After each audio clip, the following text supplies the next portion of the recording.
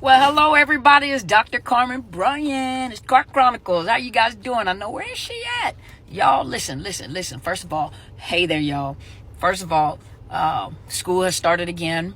As you guys know, I have been advertising it. Not only am I sponsored by BetterHelp.com, so if you guys want a discounted rate, you can join BetterHelp.com by going to BetterHelp.com/Dr. Carmen. You'll get a 10% discount. Now, for those of you that are in Washington State, I am officially on BetterHelp now, but only for Washington State. I'm thinking about getting a license in California so I can open up slots for those of you in California, but I am officially a part of BetterHelp in the state of Washington. So if you want to make an appointment with me, go to the BetterHelp app, you go join membership, and then go look for me in BetterHelp. But just know, that's why you guys don't really see me as much as you used to at one point in time, but don't worry, that's going to change, is because of the fact that I've just taken upon more caseloads. So I have a very large caseload that starts at 9 o'clock in the morning.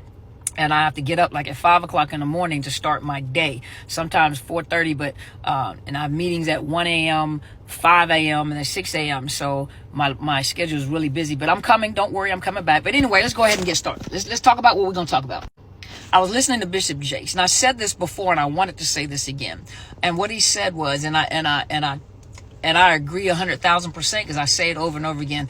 In the midst of your trauma is not the time to ask why. And a lot of times people have a hard time letting go because you're in love with this person. You love this person. You're in the midst of a relationship or situationship with this individual. And the thing that you keep asking yourself, and the reason why it's so hard to get away, is because you're trying to figure out why. You're even asking the abuser, why? Why are you doing this? Why won't you stop this? Why? I thought you loved me. And hope is the last thing to go. And a lot of you guys live in denial. A lot of you are in the situationship, and in your heart, you already know that this is not going anywhere. In your heart, you already know that this is a bad relationship. It's not going anywhere, but you're trying to convince yourself. That's why I always talk about cognitive dissonance. You have two opposing opinions fighting on the inside of you, and you're trying to rationalize and come up with something to keep you from feeling, to take away the stress of the fight going back and forth. The truth versus reality. Well, hold on, let me go back. The truth versus your emotions, because your emotions are fighting your reality. And the thing about it is that most people, hope is the last thing to go. And so you stay in these situations knowing that you're investing more into the situationship than the other person is investing you. So it's a one-sided situationship. Sometimes, and it's the same thing that I teach my daughters. You may love someone you love, and when I say love for younger people, we don't want to take away what their sense of love is, even though we know that most of that is not love. But kids don't know, teenagers don't know. They love is love. But even friendships, what they think, friendships, and they're investing a lot in these friendships, and a lot of you grew up that way, where you're investing a lot in these friendships, investing a lot, because not every narcissistic situationship is a romantic relationship or situationship. Some of it is friendship, some of it is family, but you notice that you're the one that's always depleted. You're the one that's always investing. You're the one that's always making the phone calls. You're the one that's always checking up on them. You're the one that's always getting gifts. You're the one that's always making time and trying to get time from them, but they never have time for you. You're the one that's always inviting them out to eat. And then some of you guys are the ones paying for it. You don't have to buy friendship. You don't have to buy love. You're more than that. You are a diamond. And ladies, listen. We are not in the business of building bears. You do not work for Build-A-Bear Incorporated. You are not a Build-A-Bear type woman. You hear me? And we are not Bob Betts, the builders. Some of you guys know Bob the Builder. It's a joke. So if those of you don't get it, went over your head, you'll get it afterward. But we're not Bob the Builders. We want a man that's fully assembled. Just like a man wants a woman that's fully assembled. I'm talking about real men. I'm not talking about predators that look for women that have holes in their hearts, or women that look for men that are like a broken-legged gazelle. They're looking for someone that is hurt and that needs to hear all this affirmation and confirmation. Ladies, you have to build your own self-esteem. You have to know you look good. You have to know that you're smart. You have to know that and this is what I do in therapy. I send self-esteem sheets to let them look at their own qualities, for clients to look at their qualities. What are your qualities? Because you don't want to your self-value and your self-worth is not contingent on what somebody else thinks or believes. I laugh at my own jokes, whether you laugh at my joke or not. I'll tell a joke, and if you don't think it's funny, I'm going to laugh at my own joke and go on about my business. I'm not going to be depressed because you didn't laugh, but you don't have to buy friendship. You don't have to put a piece of meat or raw meat around your neck to make people play with you. They probably not meant to play with you. You have to remember, and Bishop Jake has talked about this in the past as well. I just honor him, and I honor my leader most important. That's my favorite pastor right there, is my own leader. Because erases everything. My leader is my favorite leader. And Bishop Jakes, I love Bishop Jakes, and I love the wisdom that he gives, especially to the young women, to women in general, not young women, but women in general. But, I say all the time, I know you guys are thinking, but you said but again. I know it's a part of my conversation, but you know what I'm trying to say. But anyway,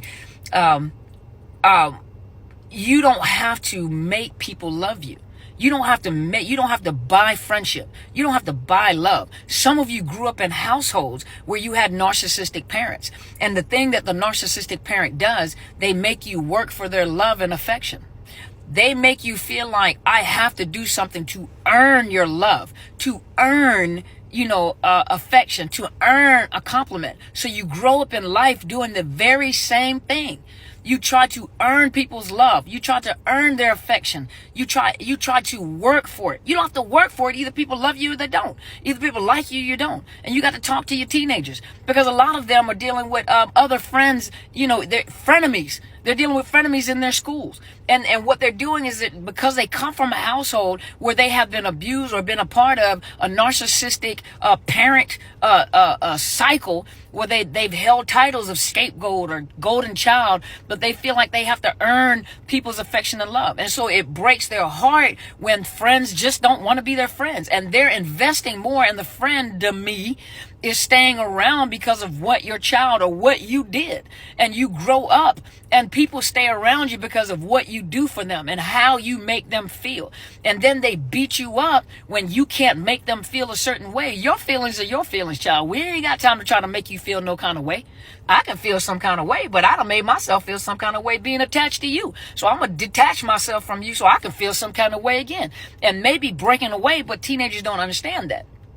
Because everything right now in a teenager is their self-esteem, their self-worth, their identity. They're trying to figure themselves out. They're trying to find their voice. What is it I'm supposed to do in this world? So they're learning themselves. But some of you as older people, as more mature people, are still living with this program. The computer, when you look at your computer, there are programs running in the background. And those programs that are running in the background or the operating system or the windows that you have running. But a lot of time when the operating system is running in the background, you don't know what operating system is giving communication or communicating with, whether you're typing, whether you're doing Word document, whether you're on the internet, but these programs are running in the background. Some of you guys have open apps. You have programs running in the background that is driving your life. And this is why it becomes very hard for you to leave situationships. You want to be loved.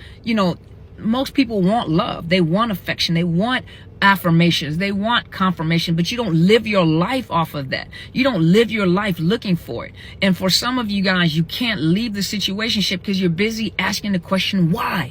Why? Like Bishop Jake said, why? You shouldn't ask why in the midst of what? What is happening to you? You got to get out of the what is happening to you and later on determine why did this happen. And you have to remember, just like Dr. Phil said, you have to remember that sometimes, there's no explanation. Evil is just pure evil. And you can't figure it out. And some things are not meant to be figured out. Some people are just pure evil. And when you're dealing with a narcissist and the worse that they get, sometimes you have to understand, yes, in the world of psychology, we know that it is a personality disorder. They have a mental illness. They have a personality disorder and mental illness, meaning that it affects them. It affects their thought process. It affects their relationship.